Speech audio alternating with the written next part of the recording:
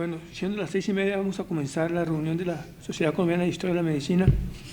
Hoy tenemos el gusto de presentar al doctor Álvaro Monterrosa Castro, un importantísimo médico obstetra de Cartagena e historiador.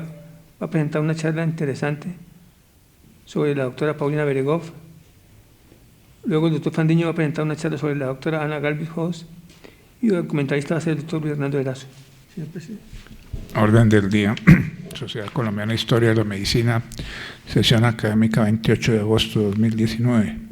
Primera médica formada por una universidad colombiana, doctora Paulina Beregov, a cargo del doctor Álvaro Monterrosa Castro. Doctora Ana Galvis Hoss, primera mujer médica colombiana y suiza, doctor Jaime Fandiño Franqui. Comentarista, doctor Luis Hernán Erazo. Leído el orden del día, señor presidente. A continuación, el doctor Monterrosa, Álvaro Monterrosa Castro, es médico, especialista en cirugía, en ginecología y obstetricia, en docencia universitaria, en dirección de instituciones educativas, investigador y padre evaluador de Colciencia, miembro de la Academia de Medicina de Cartagena, de la Sociedad Colombiana de Historia, miembro de la Sociedad Bolivariana de Ginecología, y profesor titular de la Facultad de Medicina de la Universidad de Cartagena. Doctor Monterrosa, por favor. Muy buenas noches a todos. Inicialmente, las gracias a la Sociedad de Historia de la Medicina de Colombia por la invitación y la oportunidad de compartir estos resultados que hacen parte de un semillero de investigación de historia de la medicina de Cartagena, que venimos liderando en los últimos 8 o 10 años aproximadamente. Nos han pedido hablar sobre esta persona que fue Paulina Beregov Guillot, posterior al haber contraído matrimonio, la cual tuvo una historia muy importante dentro del desarrollo de la medicina de Colombia y tuvo su presencia en el país en varias etapas. Vamos a hablar en la noche de hoy única y exclusivamente de la etapa en la cual ella estuvo en la universidad con la cual trabajamos, que es la Universidad de Cartagena, y vamos a ver cómo las bases de lo que ella desarrollaría más adelante en su vida en Canadá, el cual ejerció durante más de 30 años, y lo que hizo en Bogotá, las raíces, la esencia de lo que ella tenía, lo desarrolló en Cartagena, en esta Cartagena. Esto que ustedes observan es una fotografía de un sitio que seguramente ha tenido el honor de tenerlos a ustedes presentes. Esa es la Torre del Reloj, mirado desde la parte de atrás, o sea, desde la Plaza de los Coches, una fotografía que corresponde a la época en que una jovencita llamada Paulina Beregov llegó a Cartagena. Detalle en unos instantes lo que tienen en la fotografía, puesto que eso fue lo que ella encontró.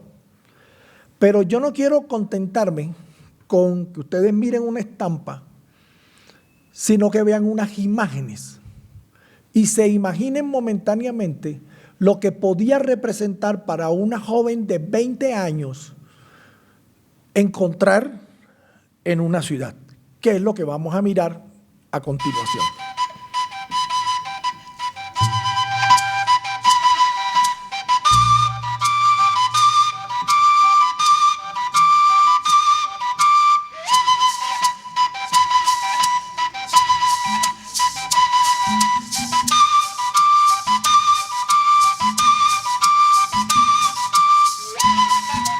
La Torre de Reloj Público.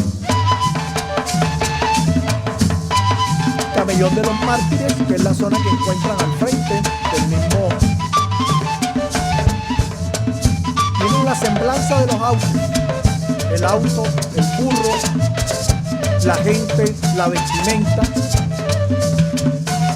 No sé quién es el autor del video, circula en redes sociales y es de la década de los años 20 en Cartagena. sobre la zona de las murallas había hacia la parte de atrás, donde está la avenida Santander, dos barrios marginados. Se llamaba uno de ellos Pekín. Seguramente esta es población de ese sitio. Era normal para la época andar en la calle y personas desnudas. Confróntenlo con lo que van a ver en las siguientes imágenes. Habían casas en las zonas de las murallas.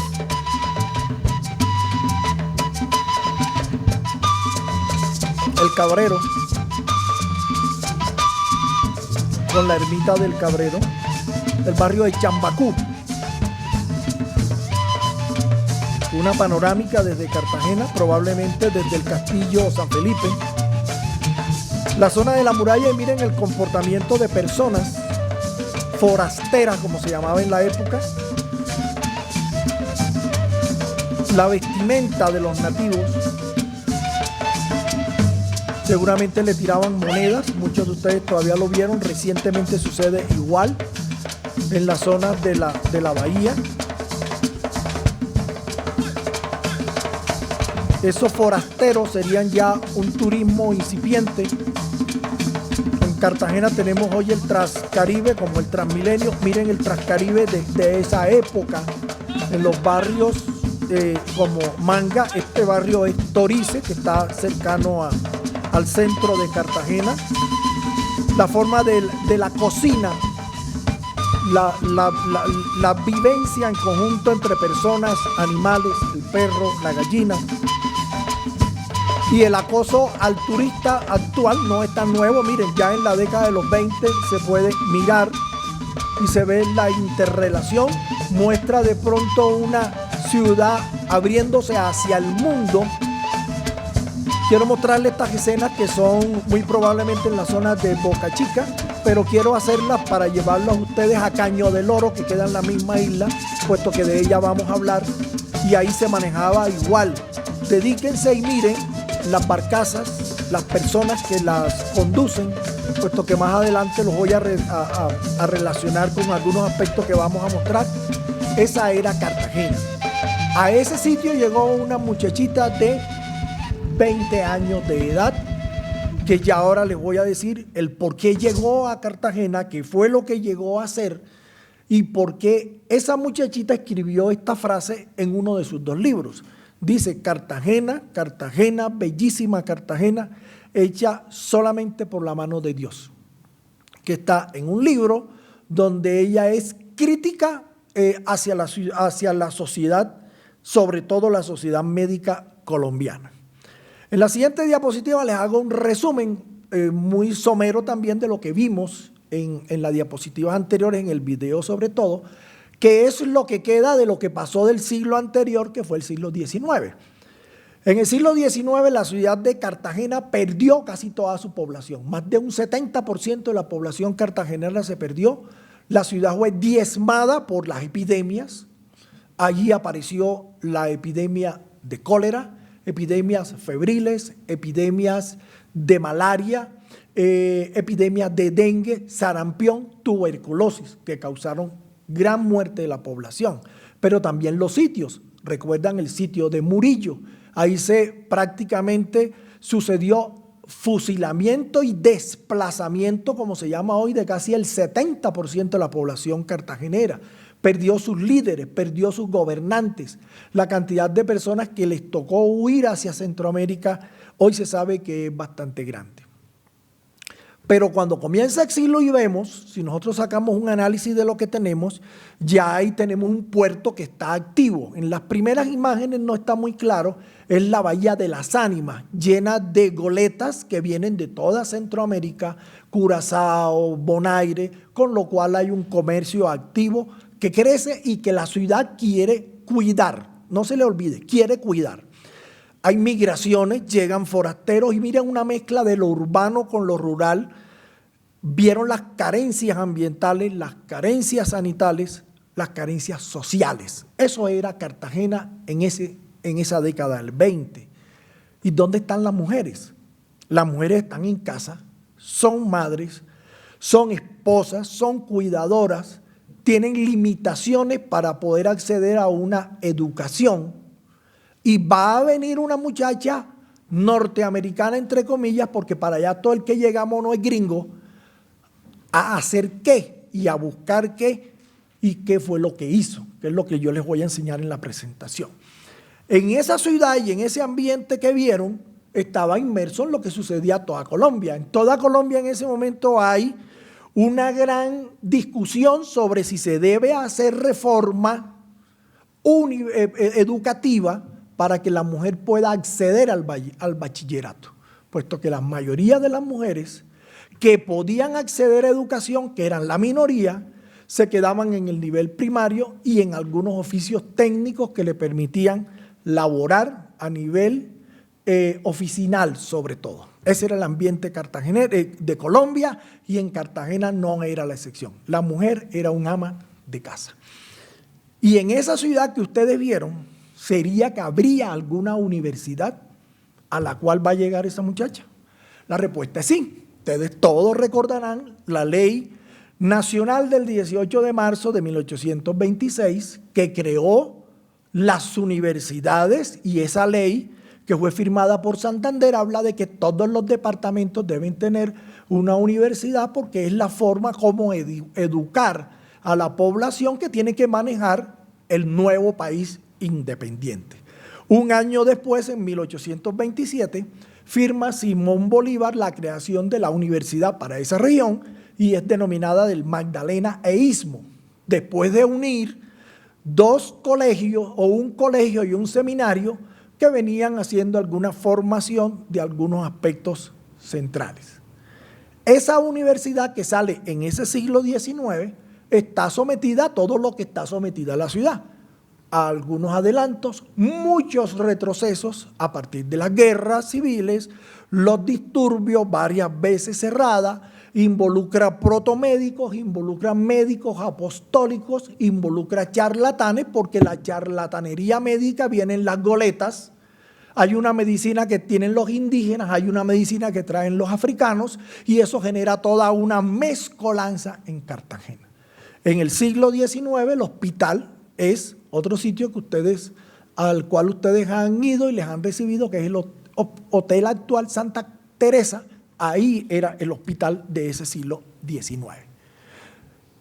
En el siglo XX, en las primeras 20 décadas, entonces se instala la universidad, que se había instalado ya prácticamente 100 años llevaba, comienza a tener un desarrollo mayor.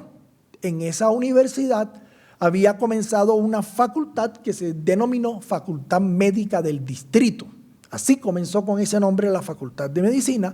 Fue creada en este claustro que seguramente han visto también, que es el claustro de los agustinos descalzos en el centro histórico, donde todavía sigue funcionando la universidad. Allí están los 3 protomédicos iniciales que comenzaron la facultad y se vio envuelta en todo esto que ya hemos señalado del siglo anterior, y en ese siglo se va paulatinamente desarrollando. En el año de 1850, el doctor Calvo Lamadrid trae de Francia una estructuración médica y hace un pensum idéntico al de la Universidad de París, y tiene en ese momento, que es como el comienzo real, ya un poco más organizado, de esa Facultad de Medicina. Viene al final del siglo la Guerra de los 1000 días, la universidad lógicamente fue cerrada. Hay muy pocos información sobre Cartagena y su zona circundante con la Guerra de los 1000 días. Tenemos algunas publicaciones que aquí compartimos una vez, y cuando se acaba la Guerra de los 1000 días y ya viene la década de los 20, que es donde va a llegar Paulina a Cartagena, ella va a encontrar una universidad que tiene a estas personas como personas de una trayectoria ya de 10, 15 años docente, que han hecho un ambiente científico y que paulatinamente se han ido alejando de esos teguas, de esos curiosos, de esos charlatanes que heredaron una cantidad grande de comportamiento médico, entre comillas, que viene desde 200, 300 años atrás. Ella va a encontrar entonces una universidad en la cual existe mucho interés científico, existe una conciencia ya de la importancia de la higiene. Va a encontrar algo de medicina preventiva que hemos visto en la publicación Gaceta Médica, que también tuvimos la oportunidad de conversar acá una vez anterior, y ella va a encontrar que hay un ambiente científico en ese sitio. Viene la pregunta, ¿y qué vino a hacer una muchachita de 20 años a Cartagena, en la ciudad que vieron en el video, en la ciudad que viene creciendo y con una universidad que intenta despertarse después de esa guerra de los 1000 días? ¿Quién trajo a esa muchacha a Cartagena y por qué? Sería como la primera pregunta. Y en esta diapositiva vemos la respuesta a esa pregunta. En el año de 1918, allá hay un error donde dice 2018, en 1918, se realiza en la ciudad de Cartagena el denominado Tercer Congreso Médico Colombiano. Había sido el primero en Bogotá unos años anteriores y el segundo en Medellín. Y en tercero es el Congreso Médico Colombiano, que algunos historiadores de nuestra ciudad y nuestro semillero hemos tratado de indagar mucho en él, y de las conclusiones de ese congreso está la frase que tienen entre comillas: se hace necesario para el ambiente médico de Cartagena y de Colombia traer personal calificado de países avanzados, con contratos temporales aplicados a las universidades, a entrenar personal colombiano. Y ahí hace falta otra cosita más, a resolver problemas específicos que en esos sitios haya. El señor que ven en la diapositiva es Rafael Calvo Castaño. Rafael Calvo Castaño era el decano de la Facultad de Medicina para esos momentos, y el doctor Rafael Calvo Castaño decide buscar en algún sitio para traer una persona amparado en esa recomendación, una persona que le venga a resolver un problema grave que tenía Cartagena, que era una epidemia. Acuérdense que todo el 18 fue de varias epidemias, el comienzo del siglo XX también, una epidemia febril con elevada mortalidad. Y no había claridad si había fiebre amarilla, malaria o fiebre tifoidea, y había una discusión sobre cómo abordar ese tipo de problemas. Entonces, él va a los Estados Unidos, va a la Universidad de Pensilvania, y en la Universidad de Pensilvania plantea lo que desea y le recomiendan a Paulina Beregov, una muchacha que había nacido en Rusia imperial, perteneciente a una familia aristócrata de ese país, y por razones políticas ellos habían migrado a los Estados Unidos teniendo ella 15 años, y en la Universidad de Pensilvania es graduada, no olviden la palabra graduada, bacteriología, parasitología, farmacia y química. Y ya tiene 20 años en ese momento y trabaja en el laboratorio de patología de la misma universidad y es miembro de la Sociedad Rivas de Bacteriología. Ella fue la seleccionada. Lógicamente, cuando dijo en su casa que iba para Cartagena, le dijeron que eso era peligroso, que este país, donde quedaba, que allá habían indios, que allá todavía comían gente, y cómo se le ocurría a ella con 20 años irse para esa selva llamada Colombia. La muchacha persiste, Rafael Calvo hace mucha presión, la universidad está de acuerdo, y la muchacha en el barco SS Santa Marta inicia una travesía de 8 días para llegar a Cartagena. Hablaba 8 idiomas y no hablaba español. La mamá aceptó que fuera acompañada por una persona masculina para que no se le despegara ni un segundo que hablara español. Entonces la seleccionan, se la traen y ella le pide a esa persona que le queda prohibido hablar en un idioma que no sea español.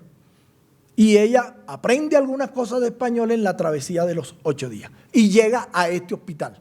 Ya es el Hospital Santa Clara. Ustedes también han tenido la oportunidad de que el Hospital Santa Clara lo reciba con honor. Hoy en día es el Hotel Santa Clara. Ahí funciona la Universidad más de 70 años en ese siglo XX, y llega a ese sitio, esa fotografía es de la época también, llega una mujer a un ambiente de hombres, profesional, con una formación mayor de la que allá existía, dueña de un conocimiento que nadie tenía, y trae en sus manos una de las herramientas más nuevas y de punta, como llamamos hoy día, que era el microscopio.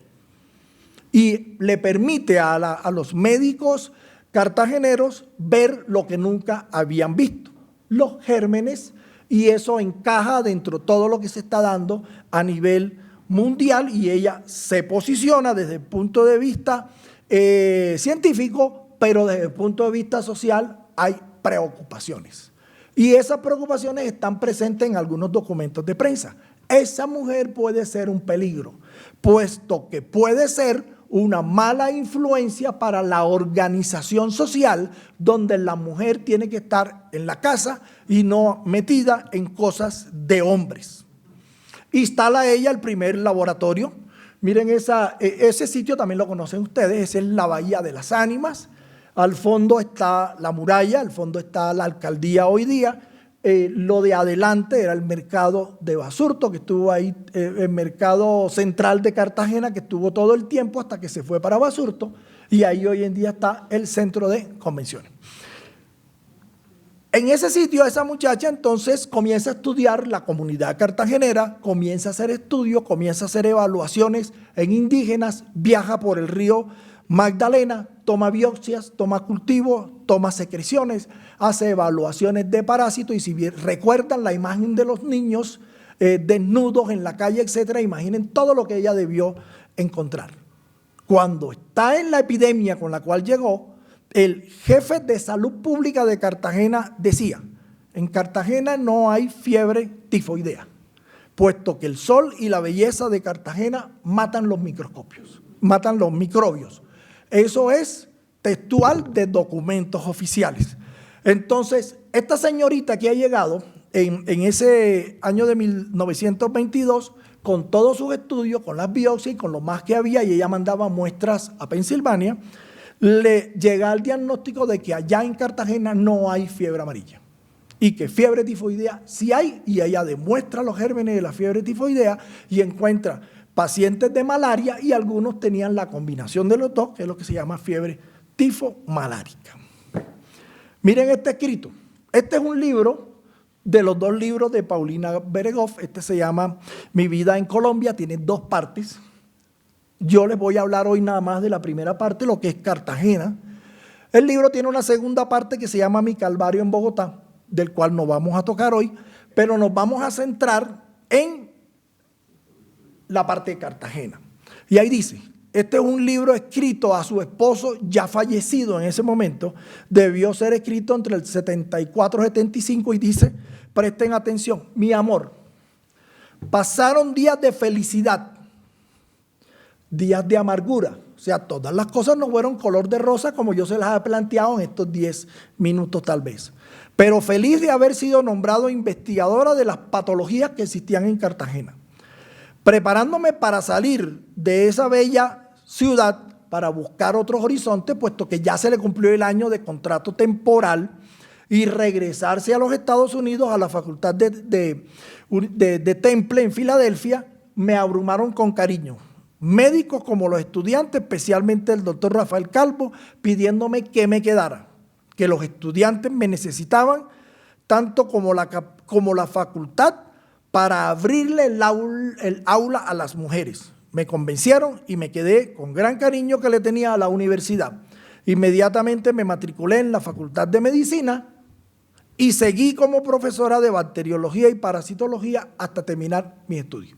O sea, se quedó. Venía para un año, hizo su trabajo, en ese trabajo también hizo algunas clases e ingresó a estudiar a la Universidad de Cartagena, y este es el mismo salón donde entró Paulina Beregoff. Esta fotografía corresponde también a esa época del 25, y aquí les traje cuál era el pensum de estudio.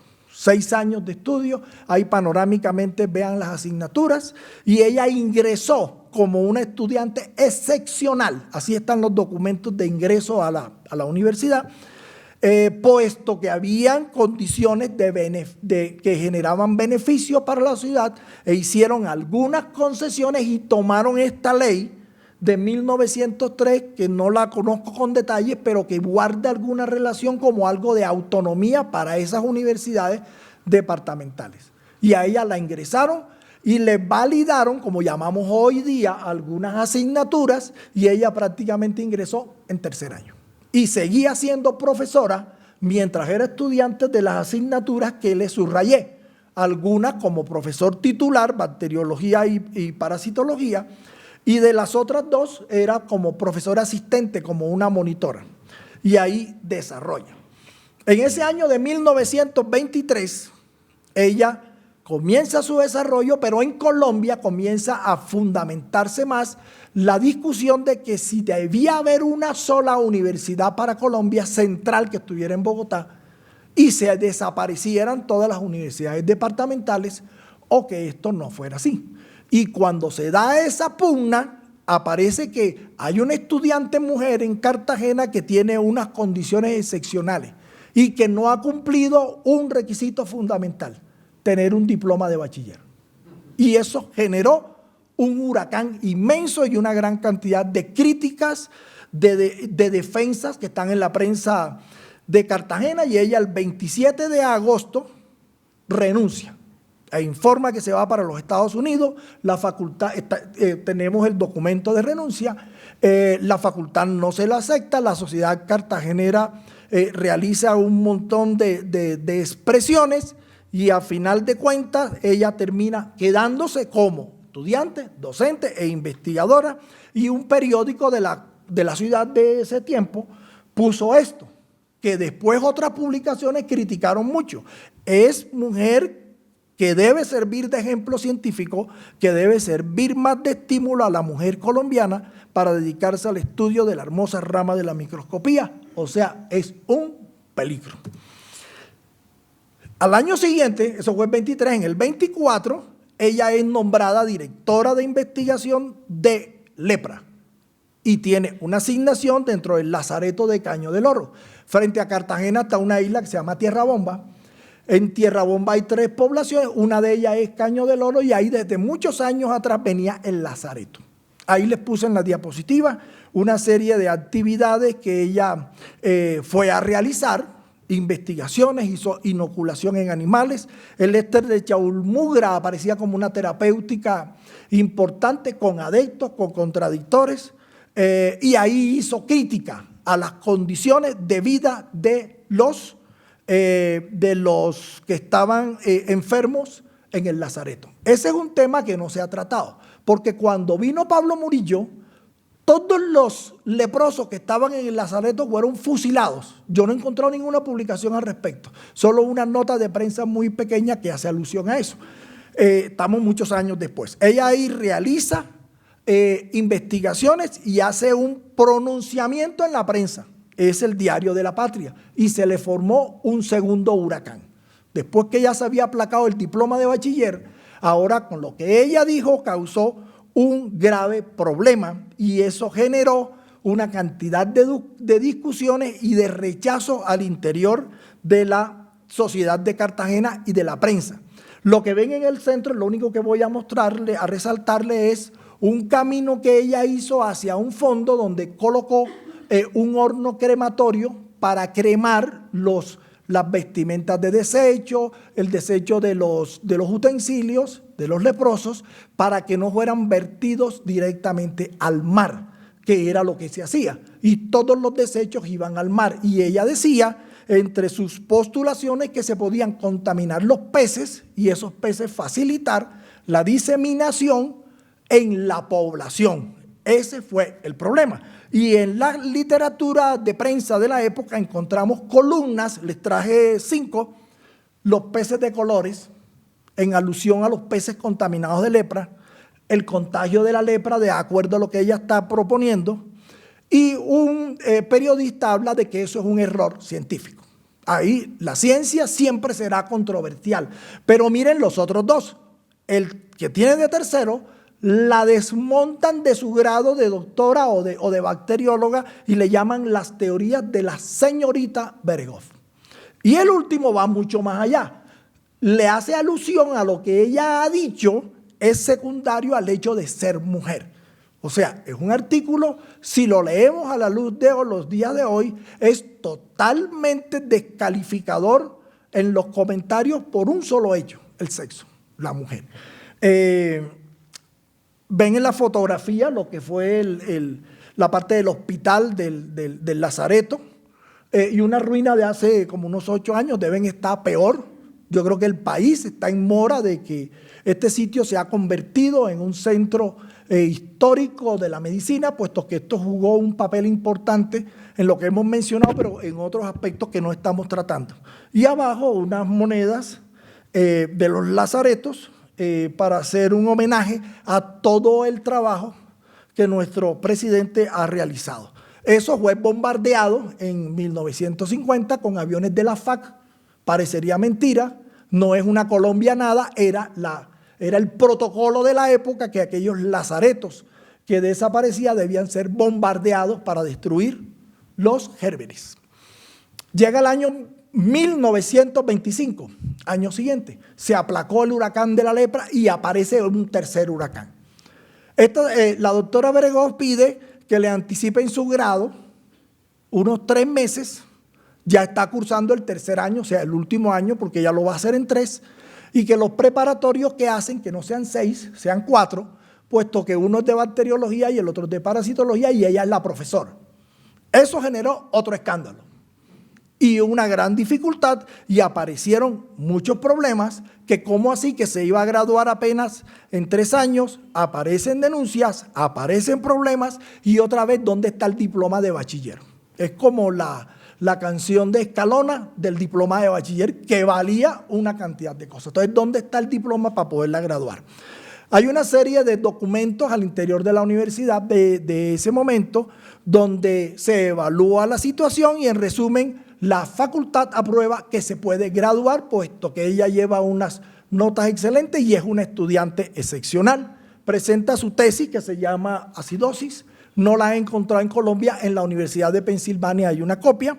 Y el 17 de octubre del año 2015 hace su sustentación, consideran su tesis laureada y es graduada. Aquí observamos los jueces que participaron en la tesis, es lo más granado de la medicina médica de ese momento, y el presidente de la tesis fue quien la trajo, quien prácticamente fue como su papá en Cartagena. Puede generar eso algunos sesgos, pero era una autoridad que tiene un comportamiento bastante controversial en la historia de la medicina de Cartagena, pero sigue siendo considerado que tiene un sitial grande y creador de muchas cosas que tenemos. Aquí tenemos su diploma, estamos en este momento al interior del semillero restaurándolo para tenerlo idéntico como estaba en el día de su entrega. Y aquí observamos publicaciones del Tiempo de Bogotá. Un mes después, en noviembre, salió esto, lo tomamos así, tal cual está del periódico del Tiempo, donde celebran el hecho de que haya habido una mujer graduanda de medicina. Esto también está en el libro de la doctora Beregov, pero 2 días después, en el mismo Tiempo, aparece una lectura diferente de toda la situación, y el título es La flamante Facultad de Medicina de la Universidad de Cartagena. El artículo todo tiene un tono irónico y descalificador del hecho, donde consideran que por primera vez, esta frase que tienen allá abajo es textual, han graduado en 30 meses a una persona que no sabe español y sin ser bachiller. El hecho de no ser bachiller era una herramienta de discriminación de la mujer para que la mujer siguiera en su rol de permanecer en casa. Acá abajo les traje una frase que escuché decir en documentos: y si la mujer se va a la universidad, ¿quién cocina? Así como también se decía en otros documentos de la Universidad de Cartagena oficiales: y si los negros entran a estudiar medicina, entonces ¿quién me va a cargar el carbón? Y después van a venir y se quieren casar con nuestras hijas. Esas son frases reales de un ambiente en Cartagena de esos 30, 40 años que demuestran la presencia de una gran forma de discriminación. Y en ese momento ha aflorado mucho el hecho de una universidad sola, central, para evitar los problemas. En Cartagena se hizo mucho más riguroso la reglamentación, que también pudo haber perjudicado al ingreso de mujeres. Ya vamos casi terminando. En el año 1925 ella se regresa a Estados Unidos. Allá primero le dicen que cómo así, que ahora los estudiantes egresados de Pensilvania de bacteriología se van para Colombia, hacen medicina y regresan médicos. ¿Y dónde queda Colombia? Ella fue víctima de discriminación de ese tipo. Sin embargo, en 6 meses sacó su aprobación de exámenes para poder ejercer en Nueva York y New Jersey, y eso lo que causó fue un gran reconocimiento hacia la universidad colombiana, puesto que ella estaba al nivel académico de lo que allá le exigían. Más adelante, en una fecha que no tengo bien establecida, obtiene su diploma, ingresa a un fellow de cáncer en Nueva York en la década de los 30. En el 31 está el artículo más antiguo que yo le he identificado, y ahí ratifica aspectos de la Universidad de Cartagena. Y entre el 32 y el 33 regresa a Cartagena temporal por momentos como profesora de histología, parasitología y jefa de un laboratorio, que fueron 3 laboratorios. Uno de esos laboratorios fue el laboratorio, conservan en la diapositiva, que es el laboratorio del doctor Raúl Bernet y Córdoba, que fue un importante médico cartagenero que terminó sus días viviendo en Estados Unidos y teniendo una importantísima labor como profesor. En el año 1933, en Cartagena, conoce un bacteriólogo de origen canadiense llamado Arthur Stanley Guillot. Se van a Panamá, se casan y deciden irse a vivir a Canadá. Allá trabaja 32 años y se dedica fundamentalmente a hacer medicina preventiva y crea una clínica de medicina preventiva. Yo he logrado identificar entre el 35 y 45 unos 12 artículos de ella referentes a cáncer, referente a infecciones, referente a medicina preventiva. En el año 1964 fallece su esposo. Eso le genera una honda depresión, decide retirarse de la medicina de Canadá y decide volverse para Colombia. Pasa por Cartagena un año donde no tuvo una vinculación laboral, más bien se dedicó como a mirar dónde iba a hacer algunas donaciones, se convierte en filántropa. Allá trata de hacer unas donaciones a la Facultad de Medicina para financiar el estudio de mujeres de pocos recursos. Eso se lo querían, como decimos hoy en día, embolatarle los dineros. Ella quitó su dinero y eso nunca se cumplió.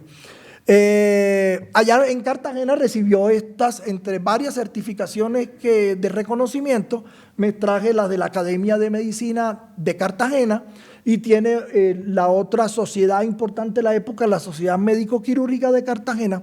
Les traje esos 2 diplomas para mostrar. Después que ella hace eso, se viene a la parte que no vamos a tratar también por el tiempo, que es la parte de su permanencia en Bogotá, que es tremendamente interesante. Conozco solamente su versión. Hay otra versión que habría que investigar muy detalladamente. Escribe sus 2 libros, el de Mi vida en Colombia, que ya le mostré, y tiene otro libro que ella le dedicó a su esposo a lo largo de toda su vida y su desarrollo de su otro amor, que fue el Instituto de Investigación, y le llamó El amor único, libro que no está disponible. Y del segundo libro, entonces les he señalado fundamentalmente la parte primera, que fue la época que vivió en Cartagena. Paulina Bereghoff, entonces, fue una jovencita que llegó a Cartagena comenzando el siglo XX, y que allá, con lo que hizo, con lo que escribió, cuando uno lee, encuentra que hay una gran preocupación por el deterioro ambiental. Estamos ahora, y si vamos a Cartagena, vemos muchas de las cosas que están en ese video. O sea, seguimos en el mismo deterioro ambiental. Esta joven muestra en sus escritos una gran sensibilidad social, una gran sensibilidad al identificar problemas que le están sucediendo, sobre todo con los indígenas. Y ella cuestiona mucho de la forma como la sociedad cartagenera, que es un reflejo de la sociedad colombiana de la época, hace con el indígena y con su cultura, con su conocimiento. Es una mujer contestataria de lo confesional. Como sabía que el tiempo no me iba a dar, yo no me le involucré con sus problemas con la iglesia, que da como para 15 minutos más de conferencia de todo lo que ella entró en riña con el arzobispo de la época, que es uno de los más famosos que tuvo Cartagena, que fue Pedro Adán Briochi, que tiene unos amplios estudios desde su parte religiosa.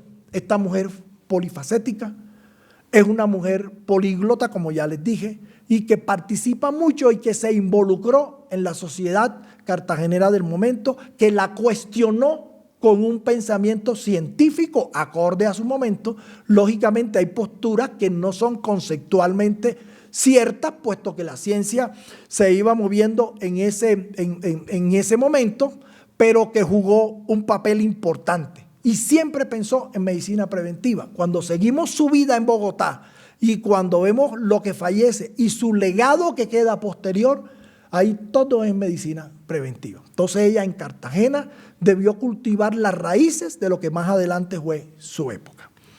Para terminar, ella tiene el honor, con controversia, con discusión, con aspectos a favor, de ser la primera mujer que estudió en una universidad colombiana medicina. Pero yo pienso que eso no es lo más grande.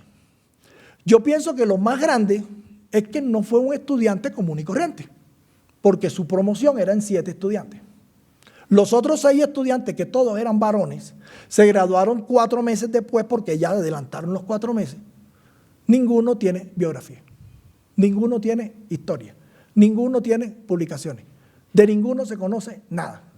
De ella sí se conoce. Entonces, para mí eso es lo más importante, que siendo mujer fue a una universidad de hombres, movió la sociedad en que estaba y la movió de tal manera para que casi 100 años después yo esté aquí hablándole y ustedes escuchándome. Muchas gracias.